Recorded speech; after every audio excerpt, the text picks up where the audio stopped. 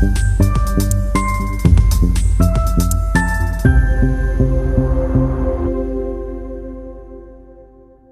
you are driving down the highway, right, and your car's check engine light starts flashing bright red, but your GPS is telling you in this incredibly soothing voice that you are making excellent time, I mean, which one do you actually trust? You trust the engine. Always trust the engine. Exactly.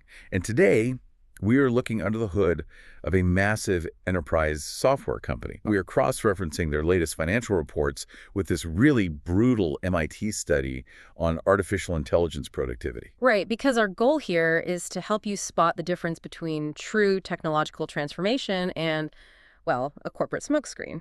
Welcome to today's deep dive. We are jumping right into the fascinating intersection of corporate financial decisions and the current AI boom. Brought to you by Optivest Investing Sri Lanka. We take a neutral, data-driven, forensic look at capital allocation.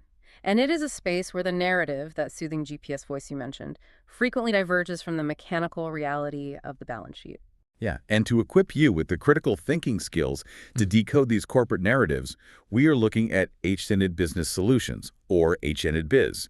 They are an enterprise HR software company listed on the Colombo Stock Exchange. And just to give you a sense of scale, their flagship product serves over 1,700 organizations across 40 countries. Right, they are big. But we are focusing on a very specific, honestly kind of baffling sequence of events. A massive financial loss, followed by a huge special dividend payout. Yes. And then the very next year, they suspend dividends, drastically cut their workforce, and start claiming that AI is making them up to 5 times more productive. That specific sequence is what triggers a forensic analyst's radar. It demands that we, as retail investors, separate the management narrative from the capital allocation reality. Because it just feels like whiplash, right? So let's start with that initial cash outflow, the dividend. The numbers here are jarring. They are. We are looking at their 2023 to 2024 financial year. The company records a net loss of 293 million Sri Lankan rupees. Which is a huge plunge from a profit the year before. And it wasn't just a paper loss, right? It was operational. Correct. Their EBITDA showed a loss of 257 million rupees. That operational metric is crucial for our analysis here. Wait, just to clarify, for those of us who aren't accountants, EBITDA is basically the raw cash a business generates from day-to-day operations. It strips away the fancy tax math, right? Yes, exactly. It is your daily survival engine. So if that number is negative by 257 million, their core product is essentially stalling out. That is an accurate, data-driven assessment. The core product was not funding the business operations. Yet, despite that measurable bleed, management declared a special dividend payout of 346 million rupees. Wow. And they gave shareholders the option of taking it in cash or as scrip, right? Right. And while a scrip dividend, which means issuing new shares instead of cash, preserves liquidity in the immediate term, it dilutes the existing shareholder base. It's still giving away value. Exactly. It represents a massive transfer of value based on a period of heavy financial losses. To understand their justification, we have to examine the chairman's message in the annual report. Okay, what was their logic? Because paying out a massive dividend while you're operating at a loss feels a bit like buying a luxury car on a credit card while you're between jobs. Why give away your safety net? Management justified this by stating they were returning excess IPO funds. Excess. How does a tech company operating in the red have excess funds? Well, during their initial public offering in 2021, they raised 350 million rupees, specifically earmarked for strategic acquisitions. Okay. But global market conditions shifted. The company decided to pivot away from acquisitions and focus on organic market development. I see. Since they had this capital sitting unused, management argued that keeping it as a, quote, tax-inefficient reserve was poor capital stewardship. So they framed the dividend as a responsible return of capital. That is wild. It's like deciding to renovate your house. The 3D blueprints look amazing. But right now you have no roof, it's raining, and you just gave away your emergency fund to your friends because keeping it in a savings account wasn't tax efficient. That analogy highlights the central forensic question we focus on at Optivest Investing Sri Lanka. Was this genuinely disciplined capital allocation rewarding shareholders? Or was it a premature, risky depletion of cash right before a major operational shift? Right, because you have to look at the opportunity cost. Precisely. They're an enterprise software company. They knew they were entering a phase that required heavy internal investment to build disruptive technology. Giving away that buffer reduces the margin of error for core operations. Which brings us directly to segment 3 of our outline here, the pivot. Because what happens when you shrink that margin of error? We look at the very next year, FY25, and the narrative changes abruptly. The pivot is stark. The theme of their new annual report becomes simplifying to scale. Yes, simplifying. And in FY25, the board completely suspends the dividend. They explicitly cite the need to prioritize financial stability and facilitate the completion of their investment cycle. So what does this all mean? In just 12 months, the story goes from, hey, we have excess cash to share, to we need financial stability and a freeze on payouts. That's a huge contradiction. The cash they just gave away would have provided the exact financial stability they suddenly realized they needed. And the restructuring went much deeper than just the dividend suspension. Oh, yeah, the human cost. The FY25 report outlines a realignment of the business divisions and talent pool. In forensic terms, looking at the actual data, that translates to a 23% workforce reduction. Almost a quarter of their staff. Yeah. Gone. Yes. Management always frames layoffs as like getting lean and agile. But when you connect a 23% staff cut to the previous year's massive dividend payout, you really have to wonder about the planning versus the execution. Layoffs are often an indicator of underlying operational pressures or prior strategic miscalculations regarding capital allocation. Were these cuts a proactive strategy or a reactive scramble because they couldn't make payroll after giving away their liquidity? The financial reality of FY25 supports the theory of operational pressure. Even with a 23% reduction in staff, they posted a net loss of 286 million rupees. Which is almost identical to the massive loss from the year before. So cutting a quarter of the company didn't even generate immediate profitability. It did not. The structural cuts did not solve the operational bleed. So as a forensic analyst, how does a management team justify cutting a quarter of its workforce, freezing dividends, and posting back-to-back losses of nearly 300 million rupees? While still telling the market they are primed for massive growth? They introduce an aggressive technological narrative. They bring in the magic words, artificial intelligence. Ah, of course. AI to the rescue. In this case, management claims they are integrating AI across their entire development lifecycle. They state they are utilizing AI-assisted tools for code generation, UI design, and testing. And they put a number on it, right? Yes. The management narrative projects that these tools will enhance developer productivity by 3 to 5 times. 3 to 5 times. If one software engineer can suddenly do the work of 4 or 5 engineers, well, you can see why management might argue they simply don't need the same headcount anymore. They are branding this transition as visualizing the future of your workforce.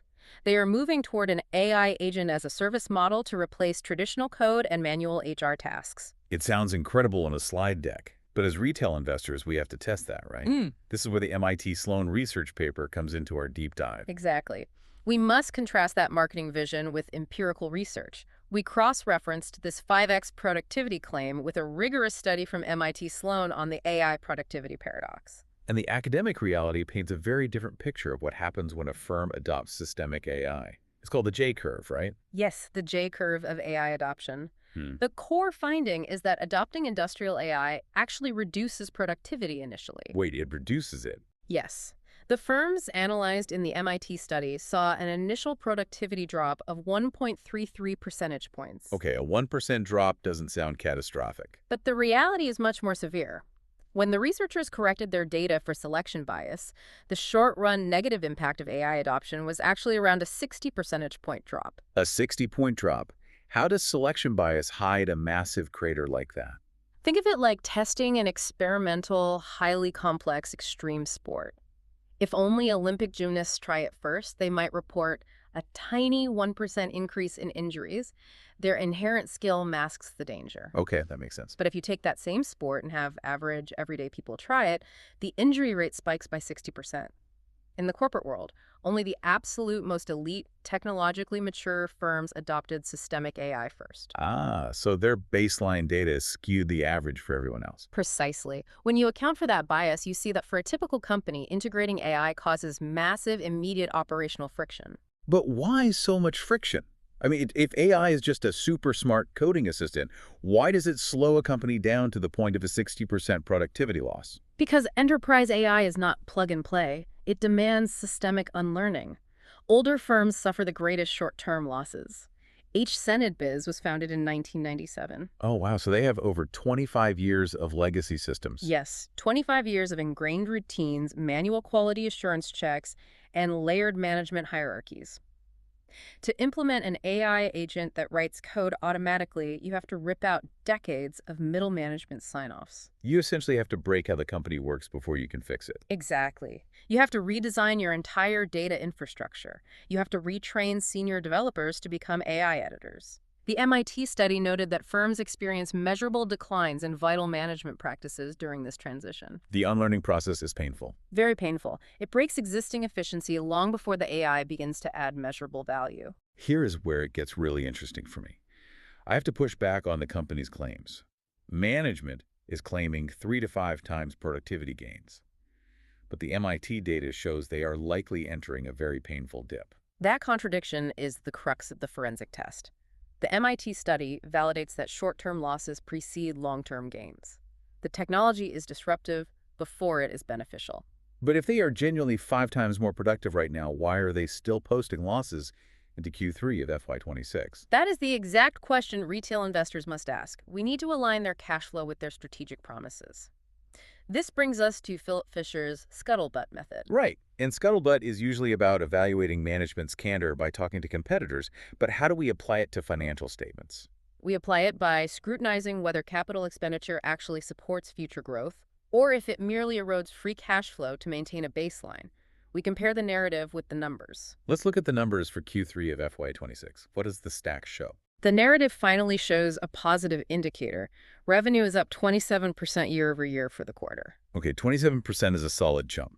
It shows their core cloud products have genuine market traction. However, despite that significant revenue growth, the company is still reporting a loss before tax of roughly 14.9 million rupees for the 9 months ended in December. Meaning their operational costs are still eating up every single rupee of that new revenue. They are selling more, but they are still bleeding. Yes, and this frames the central investigative question you must ask when evaluating any corporate narrative. Is this a story of necessary, painful transformation where a company is simply enduring the natural AI J-curve? Enduring the dip to emerge stronger. Exactly. Or is this a story of financial correction where AI is being deployed as a convenient cover story for past strategic miscalculations regarding capital allocation? Like giving away your emergency fund and then having to fire a quarter of your staff. Precisely. How do you, as an individual retail investor, actually measure that? Because a 5x productivity claim looks incredibly convincing in a press release. I mean, I would look for the proof in the pudding. If a company is truly becoming 5 times more productive, that efficiency can't hide from the balance sheet forever, right? It cannot. You measure it by demanding outcomes over optics. Do not accept extraordinary productivity claims at face value.